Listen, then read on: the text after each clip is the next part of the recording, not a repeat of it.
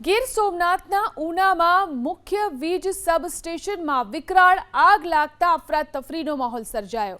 Una bus station સામે આવેલા વીજ સબસ્ટેશનમાં અચાનક આગ ફાટી નીકળતા દૂર દૂર સુધી ધુમાડા દેખાયા।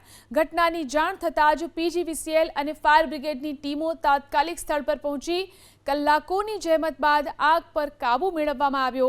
પીજીવીસીએલે તાત્કાલિક વીજ પુરવઠો બંધ કરી દીધો, જેથી મોટું નુકસાન કે જાનહાનિ ટળી હતી। આગ લાગવાનું ચોક્કસ કારણ હજી સુધી જાણી શકાયું નથી। પીજીવીસીએલની ટીમે આગના કારણો અંગે પણ તપાસ શરૂ કરી છે।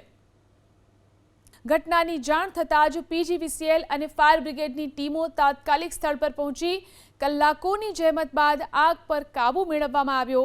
પીજીવીસીએલે તાત્કાલિક વીજ પુરવઠો બંધ કરી દીધો, જેથી મોટું નુકસાન કે જાનહાનિ ટળી હતી। આગ લાગવાનું ચોક્કસ કારણ હજી સુધી જાણી શકાયું નથી। પીજીવીસીએલની ટીમે આગના કારણો અંગે પણ તપાસ શરૂ કરી છે।